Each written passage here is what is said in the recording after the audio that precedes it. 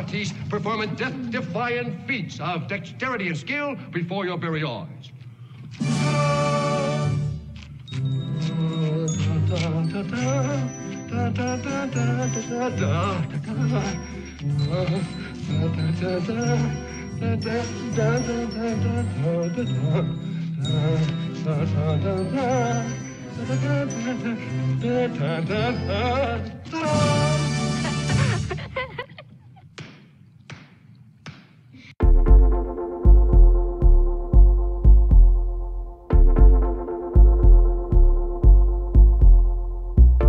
All right, well, yesterday we talked a lot about the Mary Poppins article. We had a little fun with it, and it was clearly a hilarious article. Although, I just got to be, upfront with you guys, I'm not so sure that everyone who sees that article doesn't understand that it's actually a serious article. That author is very serious about it.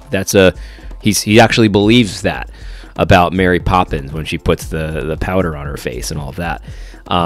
So it's a serious article. It's not supposed to be humorous. It's not supposed to be satire or anything like that, even though it's like there's really not much else to say about that. But I did want to, I think there's a teachable moment here, because there's actually something in the Mary Poppins sort of article that I think we can apply to social justice in the church as a whole.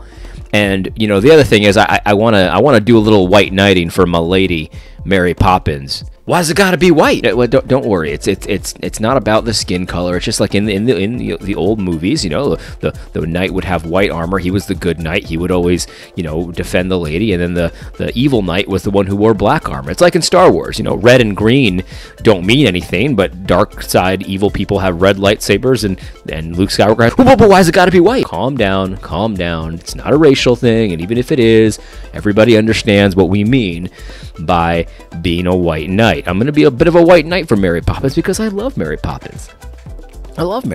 Yeah.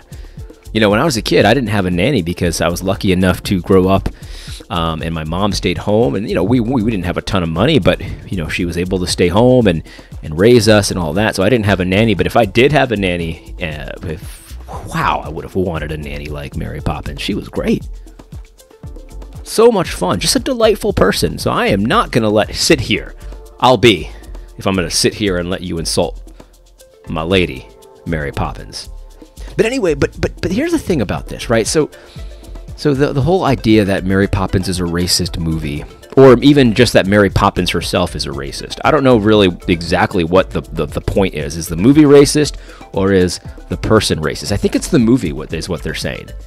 Because the way they describe it is that the whole idea of the people in Mary Poppins times, they were all racist, and so the movie doesn't do anything to change what the book supposedly, felt like or taught about black people, and so therefore the movie is racist itself. And if you read the end of the article, what his point of writing the article about Mary Poppins was to hopefully make the Dumbo movie not racist. And I laughed at that in my last video because that's so stupid and so hilarious that there's nothing really to really say about that. So the impression is that the Mary Poppins movie is racist, and one of the reasons it's racist is because of this scene where they get the soot on their face, and Mary Poppins, powders her face to try, you think it's to clean it up, but really it just puts more dirt on there and all of that kind of stuff. And that's supposedly blackface. She was flirting with blackface, blah, blah, blah, blah, blah. And so the movie's racist. But here's the thing, when I was a kid, right? Obviously every good kids movie has two layers, right? So every good kids movie, kids can enjoy it, and I enjoyed it because of the visuals. People were flying on the ceiling. They jumped into the picture. They were singing and dancing. I loved all that stuff. That was great. Kids love that kind of stuff. But every good kids movie is working on two levels, right? So they've got the stuff that the kids like, and there's entertainment for the kids, but then there's also the level of the adults being able to appreciate it. There's themes and there's messages in the movie that an adult can appreciate too. Every good kids movie is like that. I was watching Cars 3 the other night with my kids. and they love it because of the cars racing around and things like that. But that movie, I mean, it has things that adults really understand, and the whole thing about you come to the end of your career, and then sometimes it thinks like you feels like your life is over, but really it isn't. Your life isn't over; it's just changing, and you can take people under your wing and things like that. And Lightning McQueen figures that out at the end of the movie. It's awesome, right? That's what a good kids movie does. But when I was a kid, I could even see the themes of Mary Poppins because they're so blatant. They're so blatantly the opposite of racist. So here's the thing. Let's just accept the narrative, right? That the chimney sweeps represent black people, the black menace, right? And all the chimney sweeps are wearing blackface, and it's supposed to be a threatening kind of thing. Okay, let's just accept that narrative for what it is, because honestly, I don't really have any reason to deny that narrative. I don't care. Because if you say that therefore it's a racist movie, you are interpreting movies like worse than a child. Because when I was a child, I understood this very well. You are so superficial and so simplistic in your understanding of a message of a movie that all you see is the outside appearances. You're literally judging by the most superficial, idiotic kind of way that you can. Because if you notice in that scene, Mary Poppins is taking these two hoity-toity kids that grew up with a silver spoon in their mouth. They're in high society. Their father's a banker. They live in a huge house. They've got servants, all this stuff. She's taking these kids and she's bringing them up. She's bringing them up to the top of the roofs where all of these supposedly guys wearing blackface, these threatening people live. And at first they're a little bit scared, and they're it's a little bit mysterious and all of this, and who could blame them? I mean, they've grown up in this nursery where nothing could possibly go wrong, and all of these things. And so at first they're scared, but then they realize that these are just people. These are just people. And not only are they people, but they're having a killer time up there. They're dancing around, they're singing, they're stepping in time. I love that song. I wasn't joking about that. I do love that song. In fact, this is before I was even a Christian, so this is definitely before I had kids. I downloaded the Mary Poppins soundtrack when I was a crazy, I was a sinner, man. I did a lot of awful stuff. I did a lot of drugs, drinking. I downloaded the Mary Poppins soundtrack during that time of my life because I loved the music so much. You see what I'm saying? Like, I really do. I'm not joking. I like Mary Poppins very much. But the whole message, though, is that even though something might be different, even though something might be scary at first, it's actually not. And in fact, if you go and join them, you could probably have a good time, and you'll probably enjoy it. You'll probably want to become one of them and all of that stuff. Like the message is so opposite of a racist message that you have to be stupid to interpret it any other way. And I do mean that very specifically. If you interpret it as a racist idea that's being presented in that movie, that black people are scary and dangerous, and that's the idea that's being presented, you're an idiot. Okay? You're an idiot. Because that's the opposite of the message. That's the opposite of the message. And you're the kind of person that if somebody says the N-word, even out of context, right? Like, let's say they're singing a rap song and there's just so happens to say nigger in the rap song, right? And you're a white person, you're singing along and you say the word nigger, and then you're the kind of person that would try to ruin that guy's career.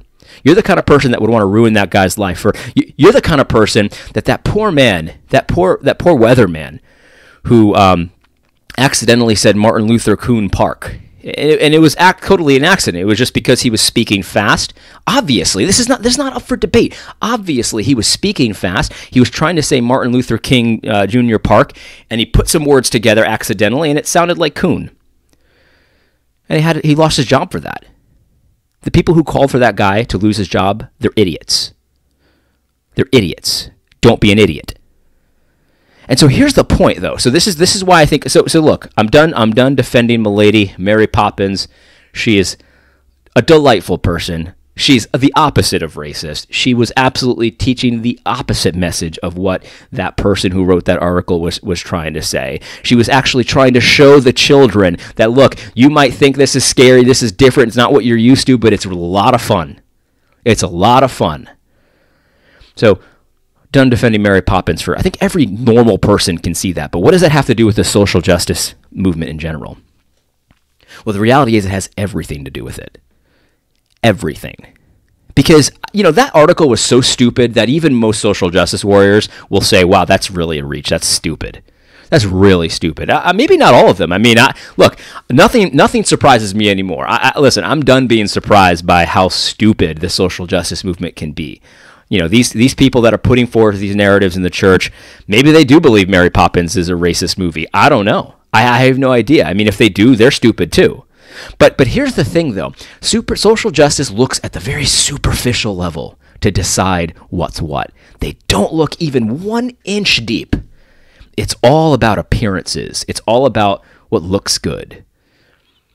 And so that's why you'll get calls for, we need to hire a black pastor. We need to hire a black pastor, because it doesn't matter if we're racist or not. What matters is if we have blacks in leadership and it looks like we're not racist.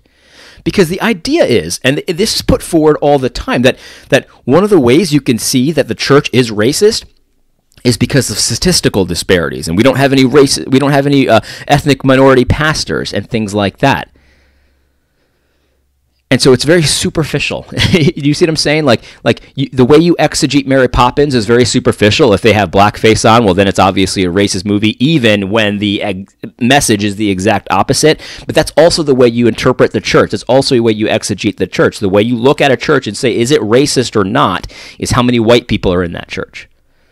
Is there a proportional representation of all the colors under the sun of that church? And if there's not, then it's a racist church.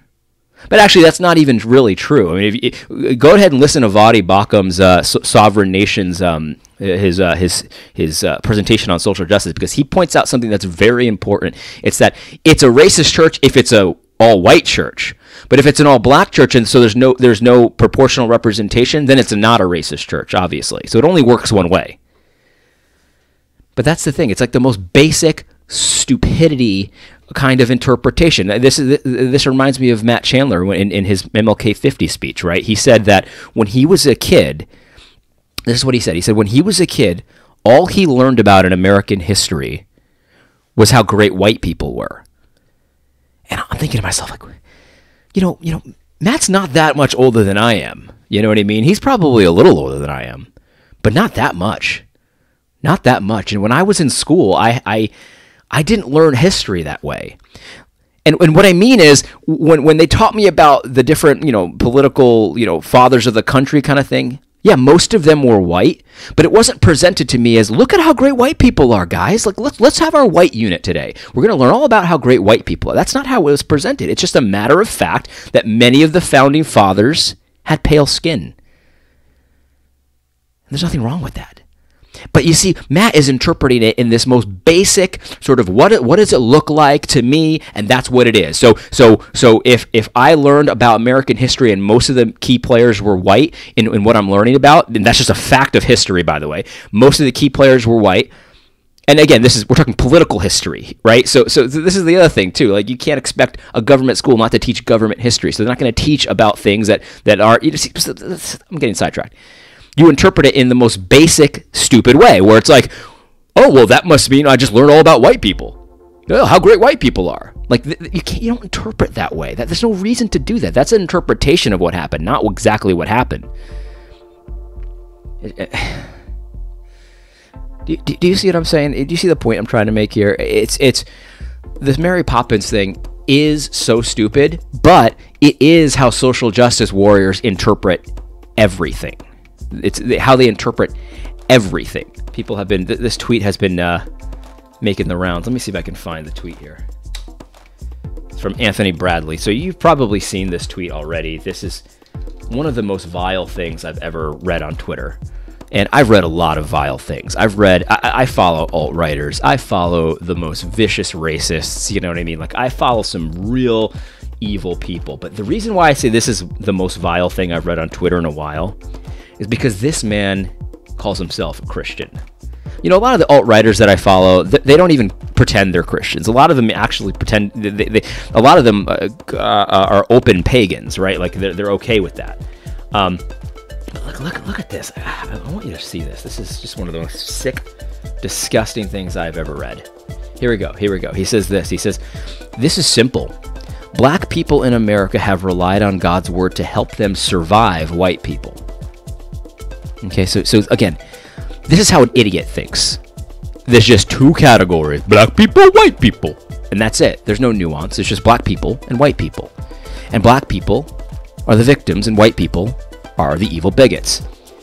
He goes on, he says, when you're white and in the dominant culture, you've never needed the Old Testament covenant-keeping and redemptive God. Yours became a Christianity of moralism and your kids walked.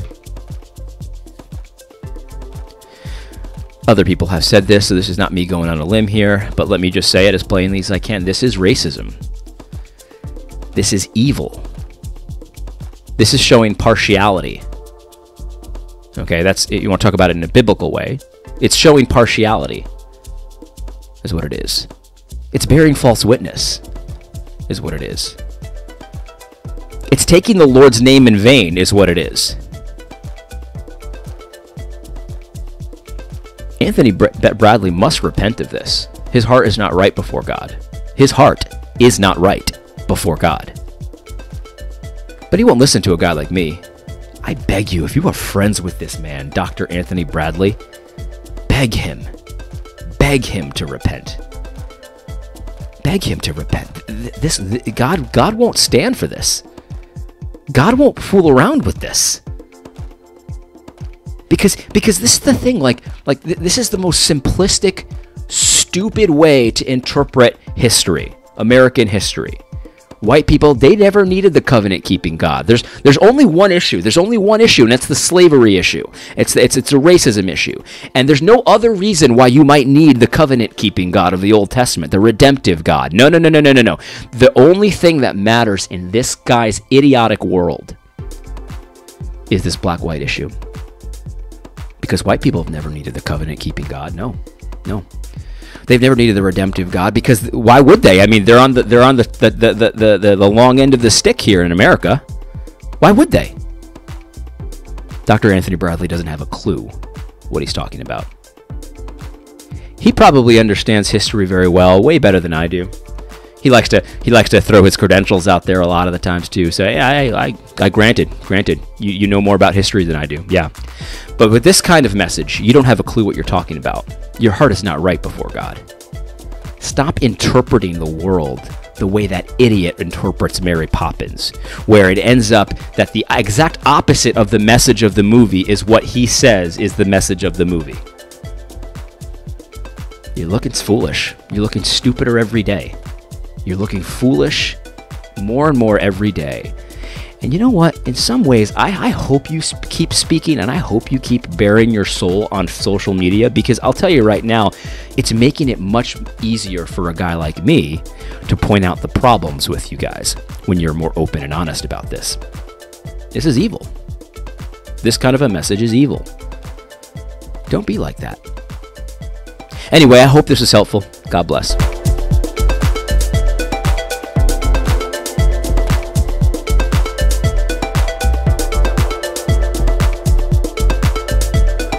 You know, there was another thing that I was thinking about. You know, if you watch my most recent podcast on the Fight Laugh Feast Network, I was saying how all of this stuff in social justice, it's a big hustle, right? It's a big hustle. It's not really about social justice. It's not really about racial justice. It's really about money and some other things, or revenge and some other things. And you know, I intend to talk more about that, because it's a fully orbed issue. But I was actually thinking about something that I've commented on before in a different light. And if you remember the MLK 50 conference with Matt Chandler's speech, I mentioned that earlier in this video. Do you remember that time he was talking about how what we need to do is put blacks in power, right? Black people need to be in leadership positions, and that's one of the ways that we can sort of have racial reconciliation. That might sound good to a lot of you, but I want you to listen to the rest of that message, because he actually contradicts himself and reveals that it's really not about race. It's about ideology. It's about ideology. Because here's the thing, if you notice, if it was just about race and skin color, then it wouldn't matter really what they were teaching, as long as they were teaching something godly, of course. You know, I'm not talking that it wouldn't matter that they weren't teaching the gospel. Of course they need to teach the gospel. But in that message, he says, what I don't want you to do is to hire a black person who agrees with you on everything. No, he wants you to hire a black person that follows in lockstep with the progressive leftist agenda that is being pushed by the social justice warriors. So it's not about race, because he would never hire a guy like me, because I do not have the same ideology that he thinks I should have as a dark-skinned person. I gotta think black. I gotta think Latino. And if I don't think Latino, then I'm really not a Latino. So you see, it's not about racial justice. It's not about that. It's about the ideology. They're pushing an agenda, and it's a hustle.